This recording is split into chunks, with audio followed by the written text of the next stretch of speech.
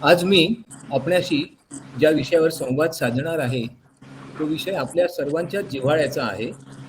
कारण प्रत्यक्ष अप्रत्यक्षपणे या विषयाचा आपणा सर्वांशी जवळचा संबंध आहे. आपण ज्या जगात जगतो, त्या जगामध्ये अनेकविध प्रकारच्या भाषा बोलल्या जातात. या सर्व भाषा ज्या पद्धतीने बोलल्या जातात, त्याकरता प्रत्येक भाषेचं एक स्वतंत्र वैशिष्ट्य आहे आणि या भाषा त्यामुळेच आपलं अस्तित्व टिकवून आहेत. परंतु हळूहळू वाढत्या तांत्रिक बदलांमुळे आणि जगात होणाऱ्या अनेकविध प्रकारच्या बदलांमुळे या भाषांचं स्वरूप आणि त्यांचे महत्त्व देखील बदलत आहे. याची काही उदाहरणं मला आपल्याला देता येतील. एक साधा शब्द आहे स्वागत, परंतु प्रत्येक भाषेत हा वेगवेगळ्या प्रकारे व्यक्त केला जातो, सांगितला जातो. इंग्रजीमध्ये आपण सर्वांना वेलकम असं सहजपणे म्हणतो. याचं कारण असं आहे की जगातल्या वेगवेगळ्या देशांमध्ये, वेगवेगळ्या समाजांमध्ये, भौगोलिक भागांमध्ये अनेक प्रकारच्या भाषा बोलल्या जातात. आपली ही वसुंधरा विविध प्रकारच्या भाषांनी नटलेली आहे. यापैकी एक महत्त्वाच्या ज्या भाषा आहेत, त्यामध्ये सगळ्यात महत्त्वाची म्हणजे चिनी भाषा आहे. कारण जगातील सर्वाधिक लोक ही भाषा बोलतात असं मानलं जातं. या भाषेच्या खालोखाल स्पॅनिश भाषा बोलणारे लोक जवळपास 5% आहेत. इंग्लिश भाषा बोलणारेही लोक जवळपास 5% आहेत. त्या खालोखाल अरेबिक आणि हिंदी आणि नंतर बंगाली भाषांचा समावेश होतो. या सर्व भाषा जगभर बोलल्या जातात. चीनी भाषा जवळपास 33 देशांमध्ये बोलली जाते आणि तिचे जवळपास 119 कोटी बोलणारे लोक आहेत. स्पॅनिश भाषा 31 देशांमध्ये बोलली जाते. तर इंग्लिश भाषा जगातल्या सगळ्याधिक म्हणजे 101 देशांमध्ये बोलली जाणारी भाषा आहे आणि म्हणून आपण इंग्लिश भाषेला जगाची भाषा असं मानतो. भारतीय भाषा मात्र कितीही मोठ्या संख्येने बोलल्या जात असल्या तरी हिंदी ही भाषा केवळ 4 देशांमध्ये बोलली जाते. अरेबिक ही भाषा जवळपास 60 देशांमध्ये बोलली जाते. या जगाला सर्वाधिक चलनात असणाऱ्या ज्या भाषा आहेत त्यांच्यामध्ये चिनी, हिंदी, स्पॅनिश, इंग्लिश, अरेबिक, पोर्तुगीज आणि बंगाली या भाषांचा आणि त्या खालोखाल रशियन या भाषेचा समावेश होतो. काही देशात भाषांची विपुलता आहे, विविधता आहे आणि ज्या ज्या देशामध्ये मोठ्या प्रमाणात वेगवेगळ्या भाषा बोलल्या जातात, तो देश सांस्कृतिकदृष्ट्या उन्नत आहे, समृद्ध आहे असं मानलं जातं. तो समाज हा सांस्कृतिकदृष्ट्या अत्यंत विविधतेने नटलेला आहे असं मानलं जातं. परंतु तुम्हाला आश्चर्य वाटेल, जगातल्या सगळ्यात जास्त भाषा एका छोट्या बेटावर एका छोट्या देशात बोलल्या जातात. त्याचं नाव आहे पापुआ न्यू गिनी. इथे जवळपास 840 भाषा बोलल्या जातात. तर त्या खालोखाल इंडोनेशियामध्ये जवळपास 712 भाषा बोलल्या जातात. नायजेरिया सारख्या देशात 522 भाषा बोलल्या जातात. भारतात 454 भाषा बोलल्या जातात. मग या भाषेचा मानवी संस्कृतीशी काही संबंध आहे का? त्याचं उत्तर निश्चितच हो असं आहे. कारण आपला मानवी समाज हा स्थितिशील नाही, तो सतत बदलत असतो. त्यात नेहमी वेगवेगळ्या प्रकारचे बदल होतात. या समाजालाच गतिमानता प्रिय आहे आणि त्यामुळे विविध समाजांमध्ये, विविध संस्कृतींमध्ये अनेकविध भाषा बोलल्या जातात. नवीन भाषांची निर्मिती होते, नवीन शब्दांची, नवीन शब्दसंग्रहाची, नवीन प्रकारच्या व्याकरणाची, साहित्याची निर्मिती होते आणि हेच त्या समाजाच्या जिवंतपणाचं खरं लक्षण मानलं जातं. अनेक देशातल्या लोक किंवा समाज एकमेकांशी जेव्हा परस्परांशी संवाद साधतात, एकमेकांना भेटतात, त्यामुळे शब्दांची, भाषांची जाते. प्रभावी जो समाज असतो, जो प्रभावी देश असतो किंवा ज्या भाषा अधिक जास्त प्रमाणात बोलल्या जातात, त्याचा कमकुवत समाजावर, संस्कृतीवर प्रभाव होतो. परिणामतः प्रभावी समाजाची भाषा लहान समाज किंवा कमकुवत समाज स्वाभाविकपणे स्वीकारतो. जेव्हा 2 किंवा अनेक संस्कृतींचा प्रभाव भाषेच्या विनाशाला यातून कारणीभूत सुद्धा ठरतो. एखादी भाषा, एखादा समाज प्रभावी असला की त्याची भाषा आपण कशी स्वीकारतो हे जर समजून घ्यायचं असेल तर शेक्सपियरच्या ज्युलियस सीझर या नाटकाचा उल्लेख करावा लागेल. या नाटकामध्ये ज्युलियस सीझर या नाटकामध्ये जी उन्नत स्वभावाची जी पात्र आहेत ती सर्व ग्रीक भाषा बोलतात. तर जी सामान्य खालच्या दराची ज्या व्यक्ती आहेत, जे समाजातले घटक आहेत, ते रोमन भाषा बोलतात. समाजामधल्या एखाद्या समाजात एखाद्या भाषेचं, एखाद्या संस्कृतीचा प्रभाव कसा असतो याचं हे उत्तम उदाहरण आहे. मग जगातल्या कोणत्या भाषात कोणत्या भाषा बोलल्या जातात, कोणत्या भागात हे आपण समजून घेतलं पाहिजे. युरोपामध्ये आपल्याला वाटतं की इंग्रजी ही सगळ्यात प्रभावी भाषा असेल, तसं वास्तवात नाही. युरोपातली सर्वाधिक बोलली जाणारी भाषा रशियन आहे. त्याच्या खालोखाल जर्मन, टर्किश आणि इंग्लिश चौथ्या क्रमांकावर आहे. जरी इंग्लिश ही जगाची भाषा असली तरी युरोपची मात्र भाषा नाही. आफ्रिकेत अरेबिक आणि स्वाहिली आणि फ्रेंच या भाषा बोलल्या जातात. तर आशियात चिनी, हिंदी आणि बंगाली या भाषा फार प्रभावी आहेत. उत्तर अमेरिकेत इंग्लिश आणि स्पॅनिश आणि फ्रेंच या भाषा प्रभावी आहेत. प्रत्येक खंडात, प्रत्येक देशात वेगवेगळ्या भाषा प्रभावी आहेत. काही देशांमध्ये परकीय भाषा अधिक प्रभावी आहेत. त्या परकीय भाषा इतर देशांमध्ये अधिक प्रभावी आहेत. त्यामध्ये इंग्रजीचा प्रामुख्याने उल्लेख केला जातो. त्याच्या खालोखाल चिनी, फ्रेंच आणि स्पॅनिश भाषेचा उल्लेख केला जातो. भाषा संपतात, भाषा नष्ट होतात, पण त्या का संपतात याची अनेक कारणं आहेत. एक लक्षात घ्या, भाषा संपण्याची कारणं आपण नंतर पाहणारच आहोत. परंतु सगळ्यात महत्वाची बाब म्हणजे ज्या भाषा एकदा संपतात, ज्या एकदा विनाशाप्रत जातात, त्या पुन्हा जिवंतच होऊ शकत नाही. त्यांचं पुन्हा पुनरुज्जीवन करणं विलक्षण कठीण आणि अत्यंत धाडसाचं काम असतं. भाषा कशा संपतात याचं उदाहरण म्हणून मी तुम्हाला लॅटिन भाषेचं उदाहरण देईन. एक काळ असा होता सुमारे 1000 वर्षांपूर्वी, किंवा लॅटिन ही युरोपची मानबिंदू असणारी भाषा होती. सर्व दूर चलनात होती. तिला राजाश्रय होता, समाजाचा आश्रय होता, धर्माचा, चर्चचा आश्रय होता. विविध विषयावरील ग्रंथ लॅटिन भाषेतच लिहिले जात होते. या भाषेच्या पासूनच अनेक युरोपियन भाषा समृद्ध झाल्या. अनेक युरोपियन भाषातील अनेक गोष्टी लॅटिन भाषेतूनच आलेल्या आहेत. अनेक युरोपियन भाषातील अनेक शब्द आज लॅटिन भाषेतूनच आलेले आहेत. परंतु शुद्ध स्वरूपातील लॅटिन भाषा मात्र आज अस्तित्वात नाही. कारण ही भाषा संवादासाठी वापरणारा समाजच संपून गेला आहे. लॅटिन भाषा का मृत झाली हे जरा समजून घेतलं तर त्याचं आपल्याला आजचं महत्व लक्षात येईल. आजच्या काळात युरोपात कोणी लॅटिन भाषेचा प्रयोग लिहिण्याकरता करत नाही. या भाषेतील काही शब्द चलनात आहेत, परंतु ही संवादाची भाषा नाही आहे. एकेकाळी ती फार प्राचीन अशा आणि महान रोमन साम्राज्याची राजभाषा होती, पण तिचे चलन आज फक्त व्हॅटिकन पुरतं, म्हणजे अक्षरशः 40 किलोमीटरच्या परिसरापुरतं सीमित राहिलेला आहे. तिचा वापर करावा असं व्यासपीठही कुठे उपलब्ध नाही. या भाषेत नवीन ग्रंथ कोणी लिहित नाही. ही भाषा बोलणारा एकसंघ समाज उपलब्ध नाही आणि त्याच्यामुळे तिचा सन्मानच संपुष्टात आला आहे. ती भाषा नष्ट झालेली आहे. भाषेचा विनाश कसा होतो हे जर समजू शकलो तर आपल्याला संस्कृतीचा विनाश कसा होतो हे लक्षात येईल. सर्वच भाषा काळांच्या थपडा सहन करू शकत नाही. त्यामुळे काही भाषा हळूहळू मृत होतात. काही भाषा अनेक कारणांमुळे नष्ट होत असतात. ती कारणं मी नंतर सांगणारच आहे. काही भाषा काही कारणांमुळे नवीन स्वरूपात पुढे येतात आणि नवीन स्वरूपात आलेल्या भाषा हळूहळू आपल्या मुळापासूनच दूर निघून जातात. जैविक आणि भौगोलिक कारणामुळे नष्ट झालेल्या भाषांची संख्या कमी नाही आहे. काही देशांमध्ये, काही समाजांमध्ये अचानक लोकसंख्येत बदल होतात. प्रचंड प्रमाणात लोकसंख्या असणारा एखादा देश हळूहळू आकुंचन पावतो. त्यातली लोकसंख्या संपत जाते आणि त्याबरोबर ती भाषा बोलणारे लोकही संपून जातात आणि अशा प्रकारे भाषा नष्ट होत जातात. जगातील आज किती भाषा नष्ट झाल्या आहेत गेल्या 10 वर्षामध्ये? त्या भाषा नष्ट झाल्या 10-20 वर्षांमध्ये, त्याचा केवळ उल्लेख मी करणार आहे. मान्शू नावाची भाषा एकेकाळी चीनची राजभाषा होती, आज अस्तित्वात नाही. क्रिस्तंक नावाची भाषा मलाया, सिंगापूर या भागात बोलली जात होती, ती आज अस्तित्वात नाही. कापिदेशियन नावाची भाषा आशिया मायनरमध्ये बोलली जात होती, ती त्या भागातली प्राचीन भाषा होती, ती आज संपलेली आहे. गास्तेरिक नावाची भाषा प्राचीन जर्मनची होती, तीही नष्ट झालेली आहे. अत्ता नावाची भाषा फिलिपिन्सकडून संपून गेलेली आहे. आर्मेनिया नावाची भाषा रोमानिया, बाल्टिक देशात होती, तीही संपलेली आहे. कारियाम नावाची भाषा पोलंड, लिथुआनिया यासारख्या बाल्कन देशात होती, तीही नष्ट झालेली आहे.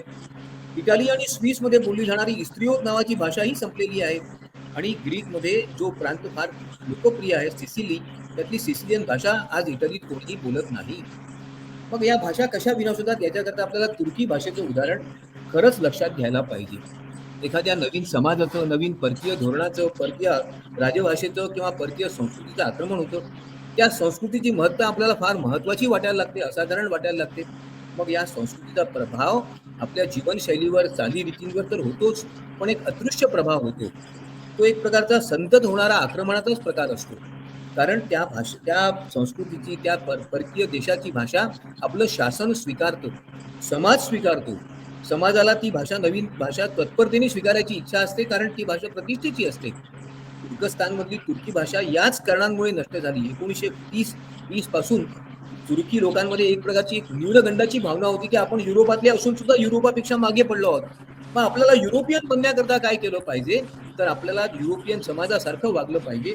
त्यांची भाषा, त्यांच्या चालीरीती यांचा स्वीकार केला पाहिजे आणि त्यातून तुर्की भाषेचा विनाश झाला. भाषेचा मृत्यू ही अत्यंत दुर्दैवी घटना आहे. काही भाषा आकस्मिकच मरून जातात. संपूर्ण समाजातून त्या जणू काही हरवूनच जातात. तास्मानियान नावाची भाषा किंवा मध्य आशियातील अनेक भाषा अचानक अक्षरशः काही वर्षांमध्ये संपून गेल्या. काही भाषा परिवर्तनामुळे, राजपद्धतीतल्या बदलांमुळे, परकीयांच्या आक्रमणामुळे नष्ट होतात. त्यांचा उल्लेख मी नंतर करणार आहे. इजिप्तमधले लोक आणि त्यांची भाषा याचं एक उदाहरण म्हणून तुम्हाला सांगतो. प्राचीन इजिप्तमध्ये चित्रलिपी अस्तित्वात होती. इथे त्या चित्रलिपीचा एक नमुनाही मी दिला आहे. हा जगभर प्रसिद्ध आहे. ही भाषा अनेक प्रकारच्या सांकेतिक चिन्हांचा वापर करून चलनात आली होती. परंतु इजिप्शियन संस्कृतीचा जसा जसा ऱ्हास होत गेला, त्याबरोबर या चित्रलिपीचाही ऱ्हास झाला. अखेर इजिप्शियन भाषा चलनातूनच नव्हे तर स्मरणातून सुद्धा निघून गेलेली आहे. मग भाषा मरते. भाषेचा मृत्यू होतो म्हणजे काय होतं? ज्या भाषेचे वाचक आणि वक्ते संपतात, ती भाषा म्हणजे मृत भाषा. जी भाषा बोलायला कोणी उपलब्धच नाही, जी भाषा कोणी चलनात वापरत नाही, अशी भाषा म्हणजे मृत भाषा. अशा भाषेत नवीन साहित्य संपदा, विचार वैभव नंतर हळूहळू निर्माण होत नाही आणि जे काही आहे ते कोणाला वाचताच येत नाही. अशा भाषा बोलणारा समाज संपला की त्या भाषेचं चलन संपतं, तिची उपयुक्तता संपते, तिचा समाजाश्रय संपतो आणि मग भाषेची मृत्यू घंटा वाजायला लागते. आपल्या डोळ्यात देखत अशा अनेक भाषा हळूहळू नष्ट झालेल्या आहेत. मी तुम्हाला याच्याबद्दल ग्रीक भाषेचं उदाहरण देईन. ग्रीक भाषा मुख्यत्वे करून परकीय आक्रमणांमुळे नष्ट झाली. रोमन्स आणि इतर आक्रमकांमुळे ग्रीक समाज जर्जरच झालेला होता. त्यातच इतर प्रभावी आणि सशक्त समाजांनी ग्रीक समाजाला पूर्णपणे उद्ध्वस्त केलं. आपल्यापैकी प्रत्येकाला alpha, beta, theta, delta, epsilon, zeta, eta, theta, aorta, कप्पा ही सगळी नावं माहिती आहे. ही चिन्ह म्हणून आपण गणितात, फिजिक्समध्ये, केमिस्ट्रीमध्ये सुद्धा वापरतो. भौतिकशास्त्रात, रसायनशास्त्रात वापरतो. परंतु एक आपल्याला माहिती आहे का, अल्फा टू ओमेगा याचा अर्थ काय? प्रारंभापासून शेवटापर्यंत. कारण ग्रीक भाषेतील हे पहिलं आणि शेवटलं अक्षर आहे. एक लक्षात घ्या, एकेकाळी एवढी प्रभावी असणारी भाषा की ज्याच्यामधून अनेक तत्वज्ञ, मग त्यात सॉक्रेटिस असेल, प्लेटो असेल, निर्माण झाले. अनेक महान सम्राट, त्यात सिकंदराचा समावेश करता येईल, निर्माण झाले. प्राचीन काळापासून चिरपरिचित असणारी ही भाषा होती. एकेकाळी ही जगाची भाषा होती. विविध प्रकारची शास्त्र आणि कला याच्यातूनच निर्माण झाल्या. परंतु आज या भाषेत लेखन आणि संवाद होत नाही. परिणामतः ग्रीक भाषेला मृत भाषा घोषित करण्यात आला आहे. जगातल्या अशा परंपरागत ऐतिहासिक 9 भाषा मृत झाल्या आहेत असं मानलं जातं. त्यात Latin, Coptic, Akkadian, Sumerian, Hebrew, Aramaic, Norse आणि प्राचीन ग्रीक या भाषांचा समावेश केला. भाषा कशा मरतात? ज्याप्रमाणे मनुष्य आणि समाज मरतो, संस्कृती देखील त्याचप्रमाणे मरत जाते. आणि जेव्हा संस्कृती मरते, त्यावेळेला त्या संस्कृतीची भाषा देखील संपुष्टात येते, मृतप्राय होते. अनेक संस्कृत्या, अनेक समाज आता काळाच्या उदरात गडप झाले आहेत. त्याबरोबर त्यांच्या भाषाही संपलेल्या आहेत. एक आणखीन उदाहरण देतो म्हणजे लक्षात येईल. आपण नोर्स नावाच्या भाषेबद्दल कदाचित ऐकलं नसेल, पण आपण व्हायकिंग बद्दल ऐकलं असेल. त्यांची जी लिपी होती तिला रुनिक लिपी असं म्हणतात. ती एकेकाळची युरोपमधली प्राचीन भाषा. नार्दिक प्रांतांमध्ये, स्कॅन्डिनेव्हियन देशांमध्ये हिचं प्रचंड चलन होतं. आज तिचं अस्तित्वही जाणवत नाही. अनेक प्राचीन ग्रंथांमध्ये या नोर्स भाषेचा उल्लेख आहे, पण ही भाषा वाचणारे, बोलणारे लोकच उपलब्ध नाही. मग भाषेचा मृत्यू कसा होतो? एखाद्या भाषेची उपेक्षा करायला आपण लागलो, तिची हेळसांड करायला लागलो, की त्या भाषेत नवीन साहित्य निर्माणच होत नाही. नवीन वाचक वर्ग निर्माण होत नाही. समाज उदासीन होत जातो. त्या भाषेबद्दल आपला दृष्टिकोन अनुदार होत जातो. आपल्याला हा अनुभव आपल्या देशात अनेक वेळा येत असताना दिसेल. मी आत्ताच एका शाळेला भेट दिली होती काही काळापूर्वी. तिथे मला एक पाटी वाचायला मिळाली. मला मनस्वी उद्वेग झाला. त्या पाटीवर असं स्पष्ट लिहिलं होतं, या शाळेच्या परिसरात मराठी भाषा बोलण्यास बंदी आहे. आपल्या महाराष्ट्रात अशा शाळा आहेत हो. ही आपल्याकरता अभिमानाची बाब आहे का? जुनी इंग्लिश भाषा 11व्या शतकापूर्वी इंग्लंडमध्ये प्रचलनात होती. आता ती पूर्णपणे चलनाबाहेर गेली आहे. या भाषेच्या लिपीतले, या भाषेतले ग्रंथ उपलब्ध आहेत, वाचणारे कोणी नाही. या भाषेत या वैशिष्ट्यांबद्दल अनेक वेळा बोललं जातं. या भाषेच्या ज्या लिपीचे काही महत्वाचे अक्षर आहेत ते अनेक ग्रंथांच्या प्रारंभी वापरले जातात. ही भाषा मात्र कोणी वापरत नाही. अनेक भाषा नष्ट झाल्या. सुमेरियन आणि हिताईत या भाषा प्रभावी होत्या. त्यांचे शिलालेख उपलब्ध आहेत, त्यांच्या मृत्तिकापट उपलब्ध आहेत, त्यांचे भूर्जपत्रावरचे ग्रंथ उपलब्ध आहेत. परंतु इसवी सनाच्या 2000 वर्षापूर्वी बोलल्या जाणाऱ्या या भाषा आता काळाच्या उदरात. त्यामुळे या भाषेत काय लिहिलं आहे, त्या ताम्रपटांवर किंवा भूर्जपत्रांवर कोणत्या प्रकारच्या माहिती दिली आहे हे कोणालाच माहित नाही. कितीतरी भाषा अशा प्रकारे नष्ट झाल्या आहेत. आज काही भाषा नष्टप्राय होणार आहे. जगाच्या या नष्ट होण्याच्या उंबरठ्यावर पोहोचलेल्या अशा भाषांपैकी 10 भाषांचा उल्लेख मला करता येईल. त्यापैकी 2-3 नावं सांगतो. डुमी नावाची भाषा किंवा मलेकुला नावाची भाषा, सांबे नावाची भाषा, आपण नावंही ऐकली नाही आहेत. या भाषा नष्ट होत आहेत. ज्याप्रमाणे आपण एक समाज म्हणून वनसंपदेच्या आणि प्राण्यांच्या संवर्धनाकरता, संगोपनाकरता, संरक्षणाकरता प्रयत्न करतो. पर्यावरण संरक्षण हा महत्त्वाचा विषय मानतो. मग भाषा संवर्धन आणि संरक्षण हा विषय महत्त्वाचा नाही का हो? भाषा नष्ट का होतात याच्याबद्दल डेव्हिड क्रिस्टल यांनी लँग्वेज डेथ नावाचं एक पुस्तक लिहिलं आहे. त्यातली काही कारणं मी तुमच्या लक्षात आणू शकतो. सगळ्यात पहिली बाब म्हणजे भाषा अनेक कारणांमुळे आणि अनेक जटिल कारणांमुळे एकाच वेळी नष्ट होत असतात. परंतु सर्वच भाषा एकाच पद्धतीने नष्ट होत नाहीत. काही भाषा हळूहळू नष्ट होत आहेत. ज्याप्रमाणे सांस्कृतिक आक्रमण होतं, त्या सांस्कृतिक आक्रमणाची तीव्रता, प्रभाव जेवढा जबरदस्त असेल, जेवढा जास्त असेल, तेवढा त्या भाषेचा चलन आणि वापर कमी होतो. त्या प्रमाणात ती भाषा नष्ट होते. सांस्कृतिक आक्रमण तर अनेक स्वरूपात असतं. ते कधी सुप्त असतं तर कधी उघड असतं. त्याच्याबद्दल आणखीन एक उदाहरण मला देता येईल. प्राचीन पर्शियन किंवा प्राचीन इराणी भाषा. इराणमध्ये बोलली जाणारी या भाषा ही एकेकाळी अकामेदियन नावाच्या संस्कृतीची राजभाषा होती. या संस्कृतीचा भारतावर प्रभाव होता. तिने भारतावर राज्य केलं होतं हे लक्षात घ्या. ती भाषा अरियान या नावाने किंवा इरियान या नावाने ओळखली जात होती. इसवी सन पूर्व 300 पर्यंत ती चलनात होती. त्यानंतर नवीन पर्शियन भाषा पुढे आली. हळूहळू ही भाषा संपली. हिची लिपी आता कुणाला वाचता येत नाही. मग या मृत भाषांचं काय होतं? आपण हा विचार कधी केला आहे का? एखादी भाषा संपली, चलनातून गेली की तिचं काय होतं? एक लक्षात ठेवा, प्रथमतः ती चलनातून संपते आणि नंतर तिचा विकास खुंटतो. वाचक आणि श्रोता वर्गच नष्ट होऊन जातो. लेखक कोणी राहत नाहीत, संवाद करणारे कोणी राहत नाहीत, नवीन रचना निर्माण होत नाहीत, नवीन शब्द नाही, नवीन वाक्प्रचार नाही, नवीन शास्त्रीय लेखन नाही. त्यामुळे प्रभावी भाषा म्हणून तिला स्थान राहत नाही. ज्याप्रमाणे एखाद्या राजवाड्यामध्ये एखादी आवडती राणी असावी आणि अचानकच ती नावडती व्हावी आणि मग तिला कुठेतरी कोपऱ्यात स्थान मिळावं, तसं त्या भाषेचं होतं. ही नावडती राणी आणि नावडती भाषा हळूहळू नष्ट होते. इतर प्रभावी भाषा तिचं स्थान घेतात. नवीन भाषा जाणणारा वर्ग निर्माण होतो आणि या भाषा बंद होत जातात. भाषा विलुप्त होण्याच्या अनेक संभावना आणि अनेक कारण आहेत. काही विविक्षित काळात भाषा संपुष्टात येण्याची संभावना अधिक असते.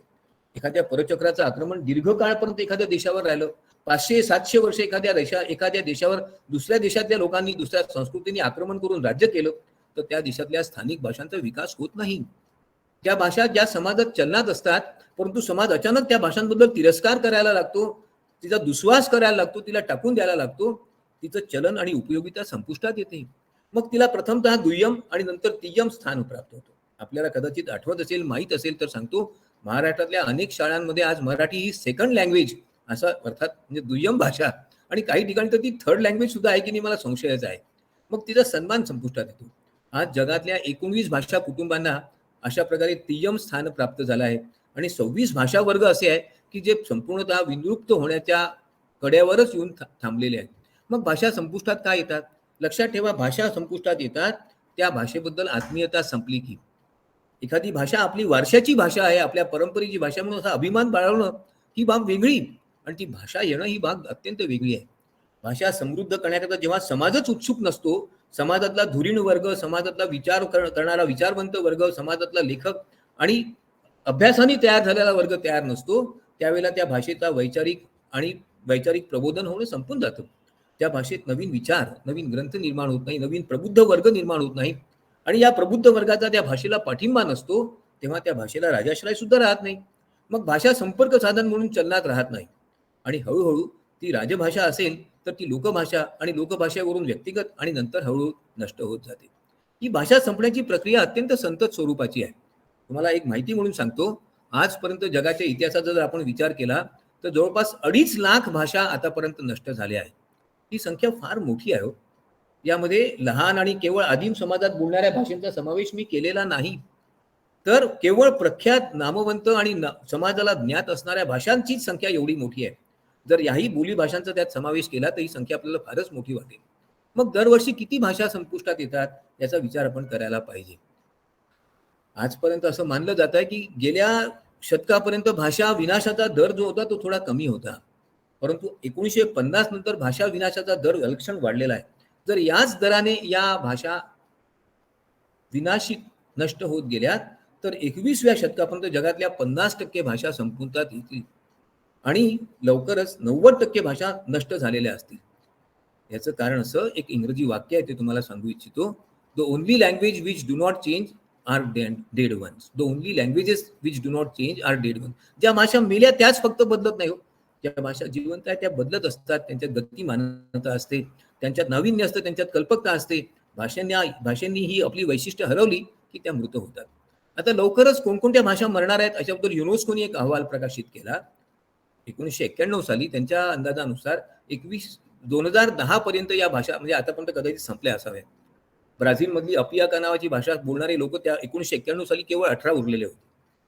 तर अर्जेंटिनामधली छान या नावाची भाषा बोलणारे केवळ 30 लोक शिल्लक उरले होते. Papua New Guinea, Taiwan, America, Brazil यासारख्या अनेक देशात या भाषा बोलणाऱ्या लोकांची संख्या अक्षरशः बोटावर मोजण्या एवढी राहिली आणि परिणामतः या भाषा नष्ट झाल्या. मग जागतिक स्तरावर भाषा विनाशाचा जर आपण विचार केला तर 1970 पासून आजतागायत अमेरिकेमधल्या जवळपास 17 भाषा नष्ट झाल्या आहेत, युरोपातल्या 11, आफ्रिकेतल्या 32, आशियातल्या 2 भाषा, पॅसिफिकमधल्या 38 भाषा आणि ऑस्ट्रेलियातल्या जवळपास 32 भाषा नष्ट झाल्या. मित्र, हा एक मोठा सांस्कृतिक विनाश आहे की हा एक समाजाचा, या देशाचा, या वसुंधरेचा मोठी हानी आहे. हे आपण एक समजून घेतलं पाहिजे. आता संकटात असणाऱ्या भाषा किती आहेत हे जर समजून घ्यायचं असेल तर जरा भाषा कशा बोलल्या जातात हे जरा समजून घ्या. जगातल्या केवळ 0.2% भाषा जगातील अर्थी म्हणजेच 50% भाषा लोकसंख्या बोलते. म्हणजेच जगातल्या 50% भाषेला फार कमी भाषा येतात, लोकांना फार कमी भाषा येतात. 96% भाषा केवळ 4% लोकसंख्या चलनात आणते. जगात एकंदर 140 लिप्या आहेत, त्यापैकी 50% नष्ट होण्याच्या कड्यावर येऊन पोहोचल्या आहेत. दरवर्षी 25 भाषा संकटात येतात, म्हणजे नष्ट होण्याच्या भीतीमध्ये आहेत. 2021 पर्यंत जवळपास जगातल्या 50% भाषा यामुळे संपलेल्या असतील. या भाषा बोलणारे लोक तुम्हाला सापडणार नाही, आपल्याला दिसणारच नाही. मग या भाषा मृत्यूचं स्वरूप कसं आहे? या भाषात संदेशवहन आणि संवाद होत नाही किंवा कमी होतो, सामाजिक चलन होत नाही. त्या भाषेत संवाद करणं समाजाला गैरसोयीचं वाटायला लागतं. सार्वजनिक ठिकाणी संवादासाठी ही भाषा कमीत कमी वापरावी किंवा वापरली जावी असा समाजच आग्रह धरतो. ती भाषा लोकप्रियता, मान्यता, स्वीकारार्हता या निकषावर मागे पडते. त्या भाषेत नवीन साहित्य, नवीन विचार व्यक्त करण्यासाठी ती गैरसोयीची असं वाटतं. मातृभाषा म्हणून या भाषेचा घरगुती वापर देखील कमी होतो. या भाषेत महत्त्वपूर्ण दैनंदिन संवाद होत नाहीत. अशा भाषा मृत्युमुखी पडणार असतात. आपण आपल्या दैनंदिन चलनामध्ये किती इंग्रजी शब्दांचा वापर करतो. बाहेर गेल्यावर जो मनुष्य आपल्या परिचयाचा आहे, आपली भाषा जाणणार आहे, त्याच्याशी सुद्धा आपण आग्रहाने आणि हट्टाने दुसरीच भाषा वापरण्याचा प्रयत्न करतो आणि त्यामध्ये आपण प्रतिष्ठा आहे असं मानायला लागतो. जी भाषा येत नाही त्या भाषेत लिहिण्याचा अनादर आग्रह धरतो आणि जी भाषा येते त्या भाषेत आपल्याला लिहिताच येत नाही. अशा प्रकारची एक विचित्र परिस्थिती येते. द्विभाषिक निरक्षक ज्यांना म्हणता येईल अशा प्रकारचा समाज जेव्हा निर्माण होतो तेव्हा भाषेचा मृत्यू निश्चित असतो. ज्या भाषा पूर्वी चलनात होत्या परंतु आज चलनात नाहीत, ज्या भाषेचा संवाद आणि वाचन संपुष्टात आला आहे, अशा भाषा नष्टप्राय भाषेच्या मध्ये समाविष्ट होतात असं युनेस्कोचं म्हणणं आहे. मग आता कसं झालं, हे का झालं असा विचार आपल्यापैकी प्रत्येकाला पडायला हवा, असा प्रश्न पडायला हवा. याचं काही कारण तुम्हाला मी सांगणार आहे. पहिलं कारण आहे युरोपियन लोकांचं वर्चस्व. संपूर्ण आशिया आणि आफ्रिकेवर डच, फ्रेंच, बेल्ज आणि पोर्तुगीज लोकांचं वर्चस्व होतं. ज्या ज्या देशावर या देशांचा, या संस्कृतीचा अंमल होता त्या देशात विलक्षण प्रकारचे अनन्वित अत्याचार, अन्याय केला गेला. त्या समाजाचं सांस्कृतिक आणि विविध प्रकारचं धार्मिक, वैचारिक शोषण केलं गेलं. पोर्तुगीजांनी गोव्यामध्ये केलेले अत्याचार आपण विसरलो आहोत. हा पोर्तुगीजांचा दोष नाही, हा आपला दोष आहे. त्यांनी ज्या प्रकारे पोर्तुगीज लोकांनी गोव्यावर राज्य केलं, गोव्यातल्या समाजावर आक्रमण केलं, त्यांना त्यांची भाषा, त्यांचं संगीत, त्यांचा धर्म सर्व विसरायला लावलं. ती बाब आपण विसरलो असलो तरी एक लक्षात घ्या, त्यामुळे गोव्याच्या संस्कृतीचा विलक्षण विनाश झालेला आहे. भाषा मृत्यू ही एक अत्यंत दुर्दैवी घटना असते.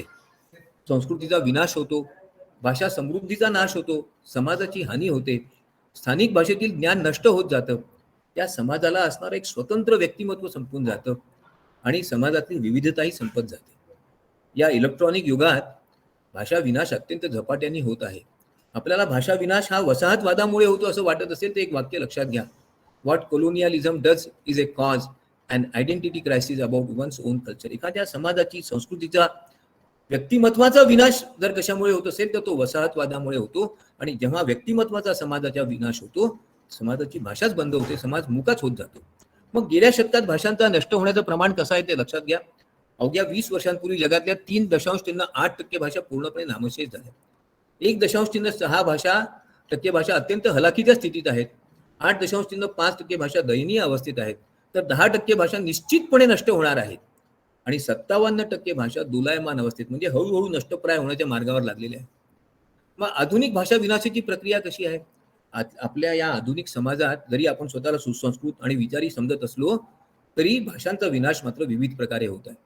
एक अनेक प्रकारचं सांस्कृतिक आक्रमण वेगवेगळ्या प्रकारे अनेक देशांवर होत आहे. ब्रिटनमध्ये आयरिश भाषा चलनावर कायद्यानेच प्रतिबंध घालण्यात आला होता. ही आयर्लंडमधल्या लोकांनी आयरिश भाषा बोलायचीच नाही असा कायदा इंग्लंडमध्ये जवळपास 400 वर्ष होता. स्पेनमध्ये कॅन्टालियन नावाच्या भाषा बोलण्यावर कायद्याने बंदी होती.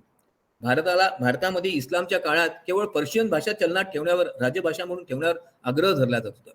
पोर्तुगीज, स्पॅनिश आणि फ्रेंच भाषांनी लोकांनी अनेक छोट्या देशातील वसाहतींवर आक्रमण केलं, राज्य केलं, 300 ते 400 वर्ष राज्य केलं आणि तिथल्या भाषा अशाच प्रकारे नष्ट केल्या. मी तुम्हाला याचं ताजं उदाहरण देणार आहे. आपण जर हॉलिवूड हा शब्द ऐकला नसेल तर तुम्हाला माझ्या या वाक्याचा अर्थ कदाचित कळणार नाही, पण मला वाटत नाही एखाद्या सुसंस्कृत, विचारी आणि आधुनिक भाषा शिकलेल्या माणसाला हॉलिवूड हा शब्द माहीत नसेल असं सहसा होणार नाही.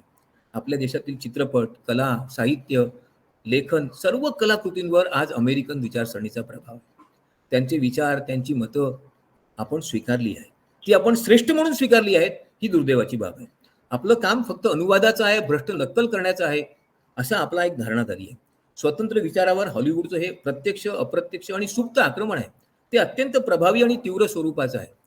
या आक्रमणाचा प्रभाव आमच्या जीवनशैलीवर, खानपानावर, जगण्याच्या पद्धतीवर, विचारसरणीवर, भाषा बोलण्याच्या पद्धतीवर, व्याकरणावर, भाषा लिखाणाच्या पद्धतीवर झाला आहे. त्यामुळे आमच्या सर्वच भाषा मागे पडत आहे. हे आपण विसरलो आहात का? मग कोणत्या भाषा सहज नष्ट होतात?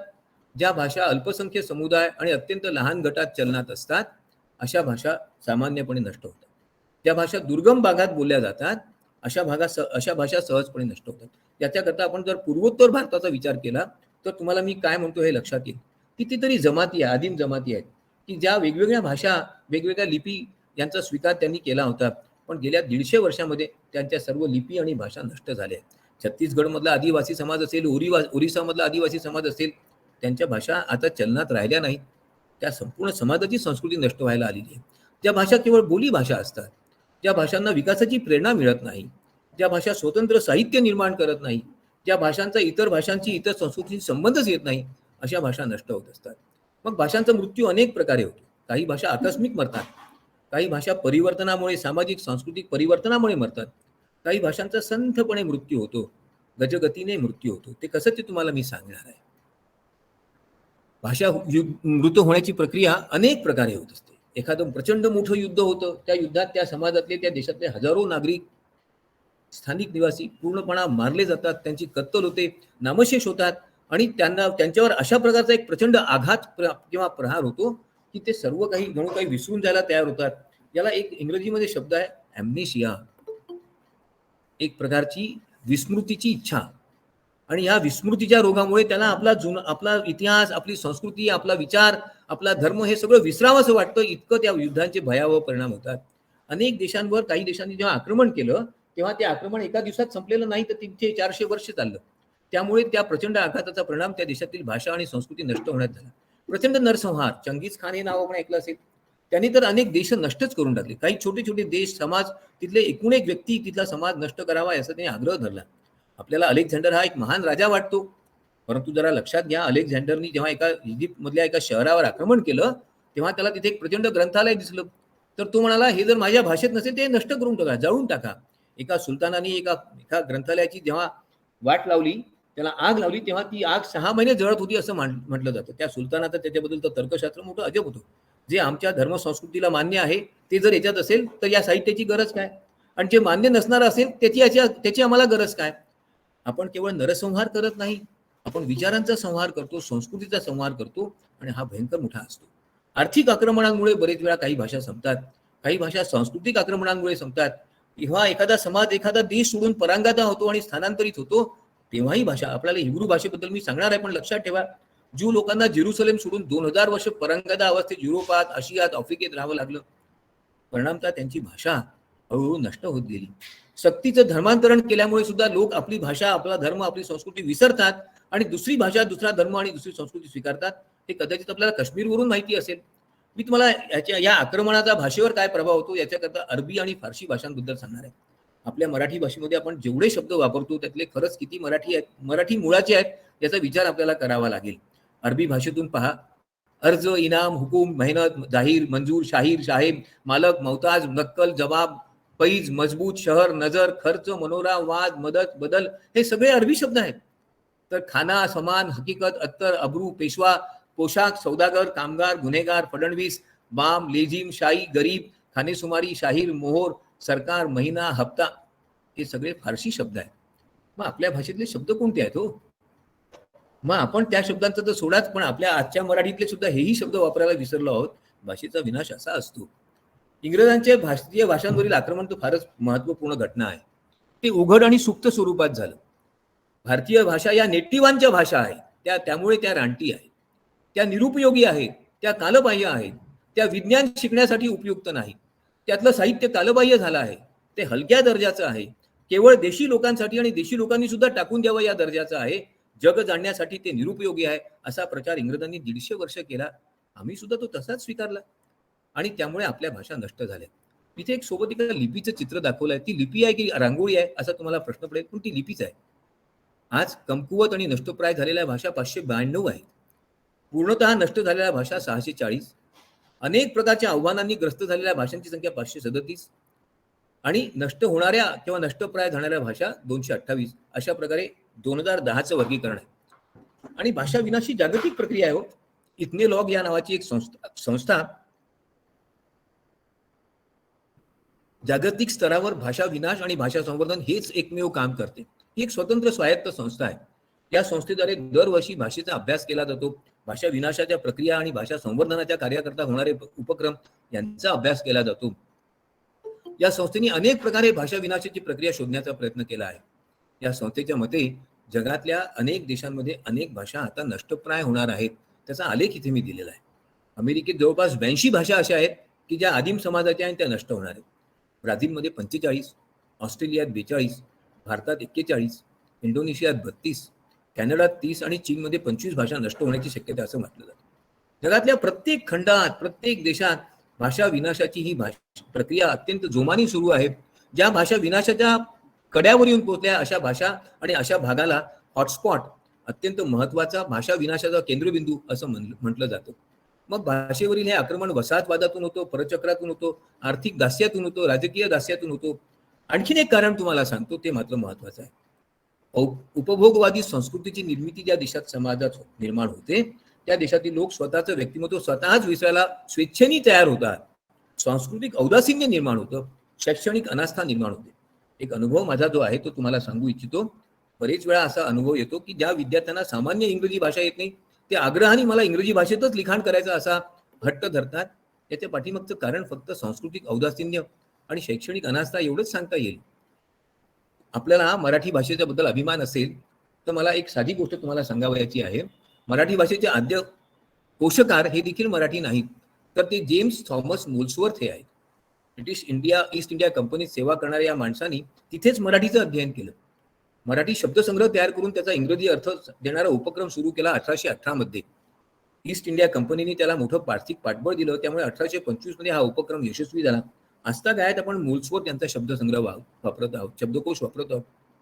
खरंच आपल्या भाषेबद्दल आपल्याला अभिमान असला पाहिजे.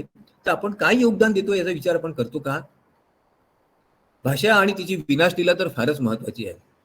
एक लक्षात ठेवा, दर 2 आठवड्याला एक भाषा नष्ट होते आणि 18 भाषा तर अशा की ज्या जाणणाऱ्या केवळ एकच व्यक्ती शिल्लक उरली आहे.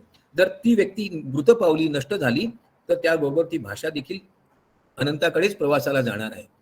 अमेरिकेच्या आक्रमणामुळे भाषेवर तर फारच विपरीत परिणाम झाला.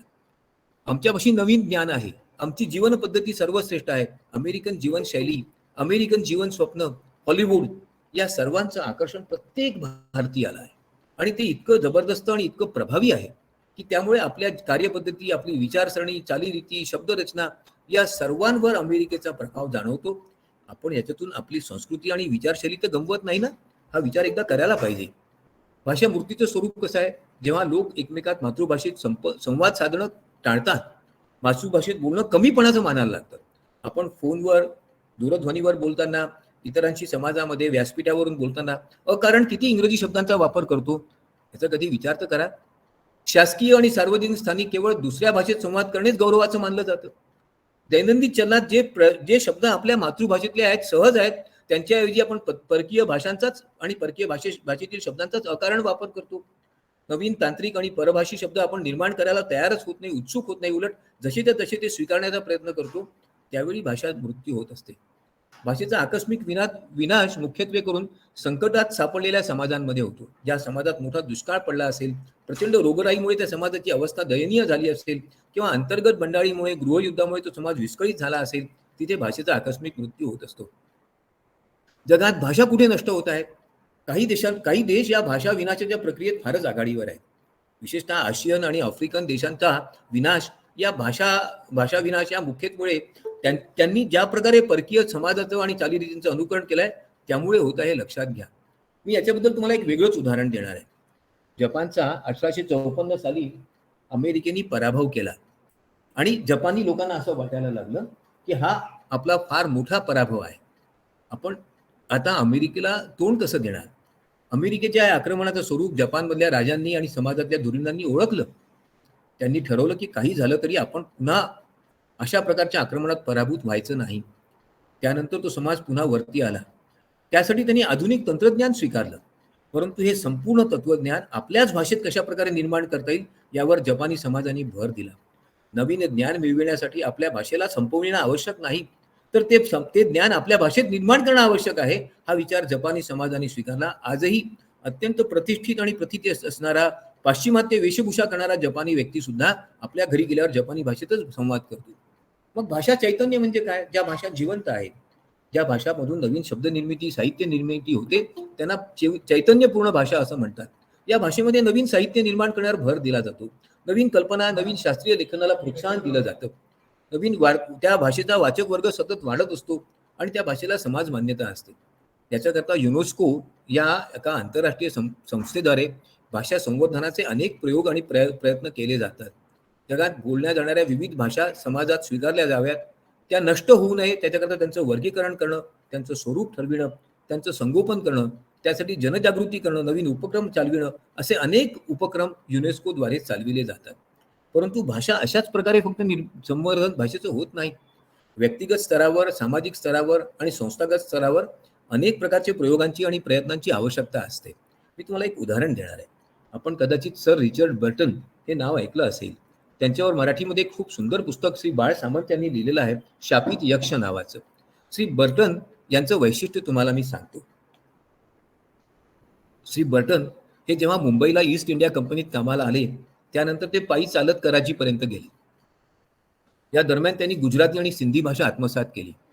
सिंधी भाषेचं पहिलं व्याकरण श्री बर्टन यांनी लिहिलं आणि तुम्हाला आश्चर्य वाटेल, आजही पाकिस्तानात ते प्रमाणबद्ध व्याकरण म्हणून चलनात आहे. अरेबिक, पर्शियन आणि मध्य पूर्वेतील समाज आणि संस्कृतीचा अभ्यास व्हावा म्हणून त्यांनी तिथल्या भाषा शिकल्या. त्या भाषेचं अत्यंत सखोल अध्ययन केलं. त्यातून अनेक ग्रंथांची निर्मिती केली. त्यामुळे मध्य पूर्वेतील समाजाचा, अरेबियन समाजाचा परिचय पश्चिमात्य देशांना खऱ्या अर्थाने होऊ शकला. मग भाषेचं पुनरुत्थान कसं करता येईल? मृत झालेल्या भाषा जिवंत करता येत नाहीत का? त्यांचं नवजीवन शक्य नाही का? ते सहज शक्य आहे, पण त्यासाठी समाजाचा पाठिंबा हवा असतो. केवळ काही छोट्या गटांनी आणि व्यक्तींनी अशा प्रकारचं कार्य केलं तर भाषांचं पुनरुज्जीवन होत नसतं. मी तुम्हाला याचं एक वेल्श भाषेचं उदाहरण देणार आहे. गेल्या शतकामध्ये वेल्श भाषा संपेल असं तिथल्या समाज प्रमुखांना वाटायला लागलं.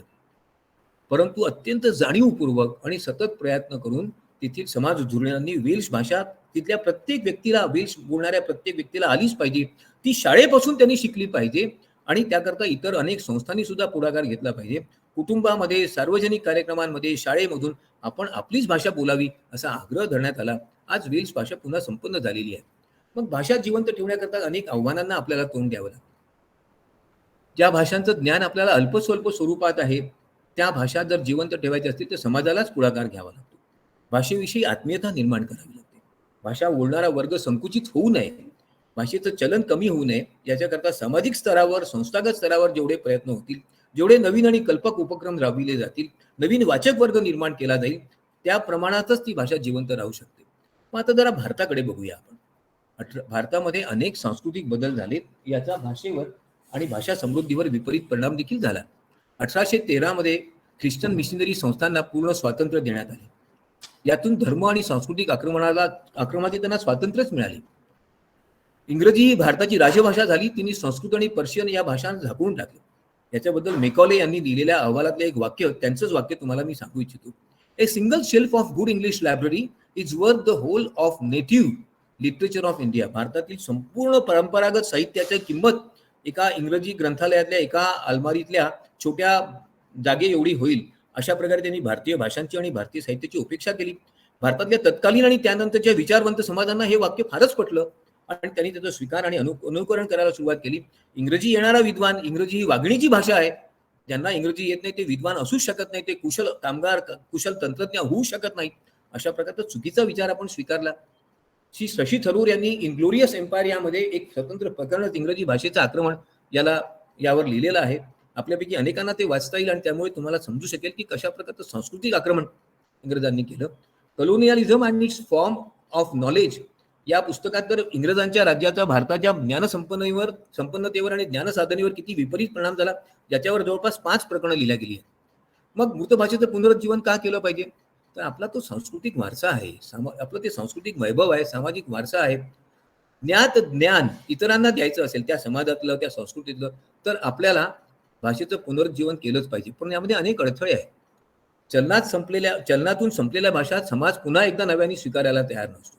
अशा भाषेची लिपी, अशा भाषेचे विचार, त्या भाषेचं व्याकरण, त्या भाषेबद्दल उद्बोधन करणं विलक्षण कठीण असतं. पण तुम्हाला आश्चर्य वाटणारी एक गोष्ट मी आता सांगणार आहे. बेन यहुदा या नावाचा एक सामान्य माणूस, एक पुजारी, एक धर्म प्रचारक, ज्याला हिब्रू भाषेची खूप आवड होती, तो ज्यू धर्माचा कट्टर अनुयायी होता, रब्बी त्यांना म्हणतात, त्याला असं एकदा जाणवलं, अरे आमची भाषा फक्त 4-5, 10, 15 पुजाऱ्यांनाच फक्त काय ती येते, आमच्या समाजातला कोणताच मनुष्य ही भाषा बोलत नाही. आश्चर्य आहे. मग बेन यहुदा यांनी 2000 वर्षांपासून जवळपास मृतप्राय झालेल्या, संपलेल्या हिब्रू आणि इस्रायल नावाच्या देशाच्या संस्कृतीचं आणि भाषेचं नवनिर्मिती आणि पुनरुज्जीवन करण्याचा प्रयत्न केलं. त्याला चैतन्य प्रदान करण्याचा प्रयत्न केला. 40 वर्ष सातत्याने एकाच भाषेच्या विकासाचा ध्यास घेऊन या माणसाने आपलं संपूर्ण आयुष्य हिब्रू भाषेला दिलं आणि हिब्रू भाषा पुन्हा राजमान्यता झाली. आज जगातल्या अनेक शास्त्रीय विषयांवरचं लिखाण याच भाषेत इस्रायलमध्ये होतं आणि जगातल्या इतर देशातल्या लोकांना ते ज्ञान प्राप्त करण्याचा त्या भाषेला शिकावं लागतं. आणि म्हणून एक वाक्य त्यांच्याबद्दल लिहिलं गेलं आहे, Israel is the only country in history to have revived its unspoken language. जी भाषा बोललीच जात नव्हती, चलनात नव्हती, तिचं पुनरुज्जीवन करण्याचं श्रेय फक्त इस्रायल नावाच्या एका राष्ट्राला देता येईल. मग भाषा जिवंत ठेवण्याचे मार्ग कोणते आहेत? भाषेतला संवाद वाढविणे, भाषा समजेल अशा प्रकारे लोकांना तिचं आकलन करून देणं, अभिव्यक्तीचं स्वातंत्र्य म्हणून प्रत्येकाने आपल्या भाषेतच बोललं पाहिजे याचा आग्रह धरणं, भाषेचं चलन वाढविणं, त्यामध्ये नवीन प्रकारचं लिखाण करण्याकरता आग्रह धरणं, वैचारिक आदान प्रदान करणं, भाषेला एक सामाजिक सांस्कृतिक व्यासपीठ उपलब्ध करून देणं. भाषेचं पुनरुत्थान समाज मान्यतेशिवाय आणि राज्य आश्रयाशिवाय होऊ शकत नाही. जेवढं व्यापक व्यासपीठ आणि शिक्षण संस्थांचा आश्रय त्या भाषेला मिळेल तेवढ्या प्रमाणात ती भाषा पुढे जात असते. भाषेचा वारसा असणं आणि त्याचा अभिमान बाळगणं म्हणजे भाषेचं पुनरुत्थान नाही. आम्ही ही भाषा बोलण्याकरता जन्माला आलो असं सांगणं म्हणजे नाही. आपल्या घरी जोपर्यंत आपण आपल्या मातृभाषेचा वापर करत नाही, शाळेतून मातृभाषेत अध्ययन होत नाही, समाज तिला स्वीकारत नाही आणि आपल्याला स्वभाषेचं, आपल्या व्यक्तिमत्वाचा अभिमान वाटत नसेल, परभाषेसोबत आपण स्वभाषाही शिकली पाहिजे असं आपल्याला वाटत नसेल, तर ती भाषा पुढे जाईल तरी कशी? आणि म्हणून स्वभाषेत लेखन, स्वभाषेत पुस्तकांची आणि ग्रंथाची निर्मिती आणि संवर्धन करणं, भाषा आणि साहित्याचा विकास करणं, भाषेचा प्रचार करणं, भाषा संवर्धनासाठी निधी उपलब्ध करून देणं, नवीन तंत्रज्ञानाचा वापर करून प्राचीन जुन्या ग्रंथांचं संवर्धन, संगोपन करणं आणि त्या ग्रंथांचं चलन करणं हे अत्यंत आवश्यक आहे. भारताचं भाषा वैभव असाधारण आहे. 2001 गेल्या जनगणनेनुसार भारतामध्ये 19,569 भाषा मातृभाषा म्हणून नोंदवल्या गेल्या. भाषेच्या आपल्या घटनेच्या 8व्या सूचीत 22 भाषांना अधिकृत भाषा म्हणून मान्यता दिली आहे. भारत सरकारने 1652 ग्रंथांना मान्यता प्राप्त भाषा म्हणून मान्यता दिलेली आहे. भारत हा एक बहुभाषिक देश आहे. अनेक भाषा या देशात चलनात आहेत. सर्वाधिक बोलली जाणारी भाषा जरी हिंदी असली तरी इतर अनेक भाषा बोलणारे अनेक प्रकारचे लोक आहेत. या भाषा अनेक प्रकारे समृद्ध आणि परिपूर्ण आहेत. भारतात ज्या जुन्या मानल्या जाणाऱ्या भाषा आहेत त्यामधील प्राचीन ग्रंथांचं, साहित्याचं योग्य प्रकारे संगोपन करण्याकरता प्रयत्न होत आहेत. संस्कृत भाषेतल्या जवळपास 1,20,000 पुस्तकांचा आतापर्यंत तंत्रज्ञानाचा वापर करून आधुनिकीकरण करण्यात आलं आहे.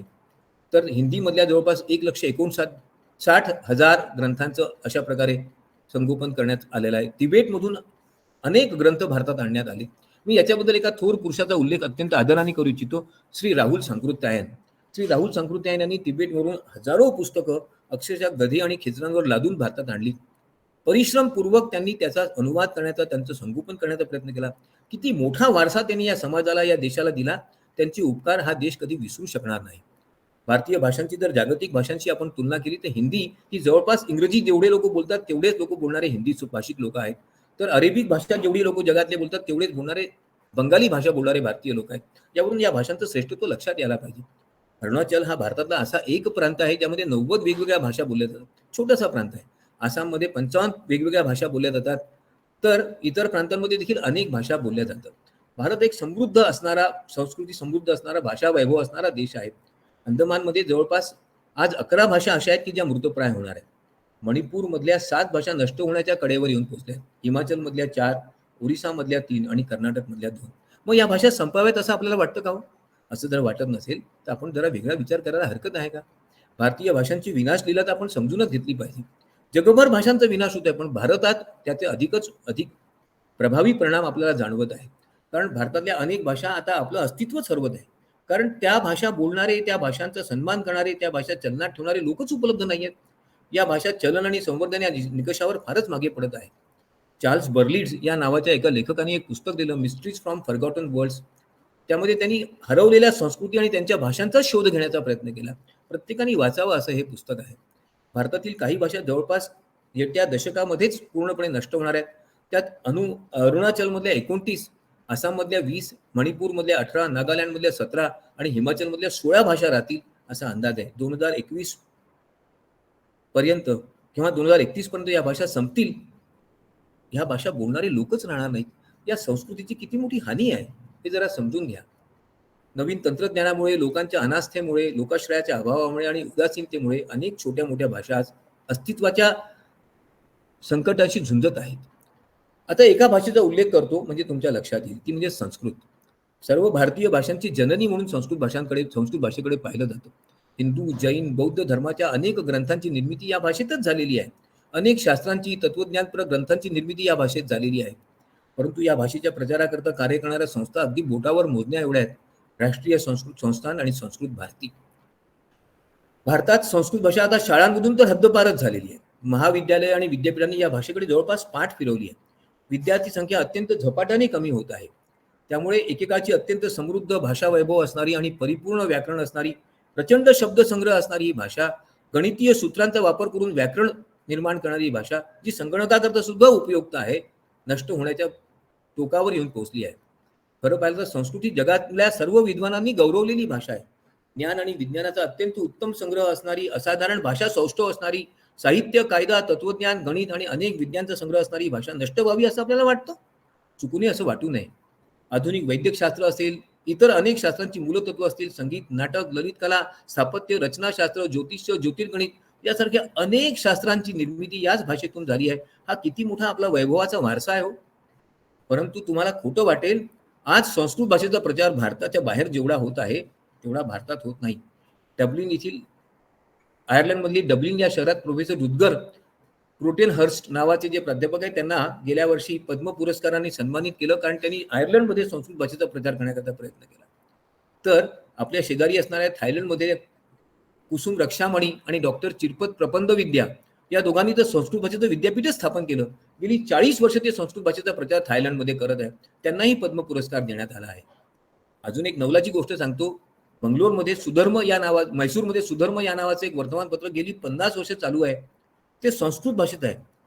आणि या वर्तमानपत्राला चालू ठेवण्याकरता KV संपत कुमार आणि त्यांची पत्नी जयलक्ष्मी यांनी आपलं आयुष्य वाहिलंय. त्यांचे वडील सुद्धा याच कामात गुंतलेले होते.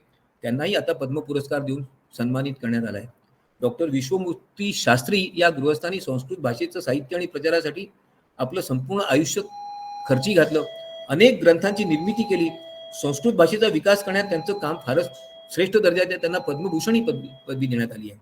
तर चामू कृष्णमूर्ती यांनी सहज सोप्या शब्दात संस्कृत भाषेचा परिचय आणि संवाद कसा करता येईल, छोटे छोटे गट करून त्यांच्यामध्ये संस्कृत भाषेचा प्रचार कसा करता येईल याकरता अनेक प्रकारे प्रयत्न केले. आजही ते प्रयत्न करीत आहेत. म्हणून चामू यांना सुद्धा पद्म पुरस्कार देण्यात आला. एका नावाचा उल्लेख मला आग्रहाने करायचा आहे, श्रीपाद दामोदर सातवळेकर. आपल्यापैकी प्रत्येकाला अभिमान वाटावा असं एक मराठी व्यक्तिमत्व. श्रीपाद सातवळेकरांनी अनेक संस्कृत ग्रंथांचा मराठी आणि इतर भाषांमध्ये अनुवाद केला. अनेक ग्रंथांचा मराठीतून किंवा इतर भाषेतून संस्कृतमध्ये अनुवाद केला. संस्कृत आणि भारत विद्येच्या प्रचारासाठी आयुष्य खपवलं. वलसाड, पारडी, गुजरात येथे त्यांनी संस्कृत भाषेच्या प्रचारासाठी एक संस्था स्थापन केली, संस्कृत भाषा प्रचारणी सभा. हजारो विद्यार्थ्यांना त्यांनी सोप्या सहज पद्धतीने संस्कृत कसं शिकवता येईल त्याच्याकरता संस्कृत वरचे छोटे ग्रंथ संस्कृत स्वयं शिक्षक या नावाचे लिहून काढले 24 भागांमध्ये. आणि त्या माध्यमातून विद्यार्थी कशा प्रकारे संस्कृत शिकू शकेल याचा विचार केला, याचा प्रयास केला. आपलं संपूर्ण आयुष्य एका भाषेकरता वाहणारा हा असा एक थोर भारतीय सुपुत्र आहे, याचाही आपल्याला अभिमान वाटला पाहिजे. आज संस्कृत नष्ट होण्याच्या कडेवर आलेली आहे. सर्व नाशाच्या विनाशाच्या उंबरठ्यावर आहे. त्या भाषेचं दुःख आणि वेदना समजून घ्या, कारण ही पाळी उद्या मराठी आणि इतर भाषांवरही येणारच आहे. ही शक्यता आपण नाकारू शकत नाही. बरेच वेळा असं होतं की सुपातले असतात आणि जात्यातले रडतात. आज संस्कृत भाषा सुपातून जात्यात गेलेली आहे, कारण तिचे बोलणारे, संवाद साधणारे, लिहिणारे हळूहळू कमी होत आहेत. त्या भाषेबद्दल आपला आदर आणि आपली आस्था कमी होत आहे. परंतु लक्षात ठेवा, हीच परिस्थिती सर्वच भारतीय भाषांबद्दल हळूहळू निर्माण होत आहे. आज मराठी शाळांची संख्या महाराष्ट्रातच कमी होत आहे. मराठी शाळांमध्ये जायला विद्यार्थी तयार नाही. ज्या क्षणाला अशा प्रकारे तयार होऊ शकणारा बालक वाचक वर्ग संपणार असेल, तो प्रौढ झाल्यावर काय वाचणार आहे? मला माझी मातृभाषा येत नाही असं अभिमानाने सांगणारे जेव्हा लोक आपल्याला अवतीभोवती भेटतात, तेव्हा आपल्याला त्याचा खेद होत नाही का? त्याचा मातृभाषा येत नाही याचा आनंद आणि अभिमान वाटणाऱ्या व्यक्तीला तो गुलाम आहे, ते गुलामगिरीचं लक्षण आहे असं आपल्याला जाणवत नाही का? स्वधर्म, स्वभाषा, स्वदेश आणि स्वाभिमान यांना वंचित झालेला व्यक्ती मनुष्य म्हणण्याचा खरोखरच लायकीचा आहे का? तो स्वतंत्र राहण्यास पात्र आहे का? या प्रश्नाचं उत्तर आपण आपल्या पद्धतीने शोधा. कारण लक्षात ठेवा, ज्या देशाला मातृभाषा नाही त्याला विचार करण्याची शक्ती नाही. आणि म्हणून कृपया कुटुंबासाठी माता आणि देशासाठी मातृभाषेला पर्याय नाही हा विचार केवळ सुविचार म्हणून समजून घेऊ नका, त्याला स्वीकारा. एक क्षण विचार करा, आपण आपल्या मातृभाषेत रोज थोडा तरी संवाद करा. इतरांना मातृभाषेत संवाद करण्याकरता प्रोत्साहन द्या. हे सुद्धा एक मोठं योगदान आहे. आपणा सर्वांना हा विचार पटावा एवढी इच्छा करतो. संस्कृत भाषेतलाच आपल्या कल्याणाचा एक श्लोक सांगतो, लोकाः समस्ता सुखिनो भवन्तु, सर्वं परवशम दुःखम सर्वात्मनं वशम सुखम. सर्वांना आनंद मिळो, सर्व लोक सुखी हो अशी कामना करतो. आणि या भाषेच्या उद्धाराकरता, विकासाकरता आपण सर्व लोक प्रयत्न कराल. संस्कृत भाषेच्या आता जनगणनेच्या वेळेला ही भाषा मला अवगत आहे अशा प्रकारे आपण एक लिखाण करून या भाषेला जिवंत ठेवण्याचा प्रयत्न कराल अशी आशा करतो आणि थांबतो. धन्यवाद.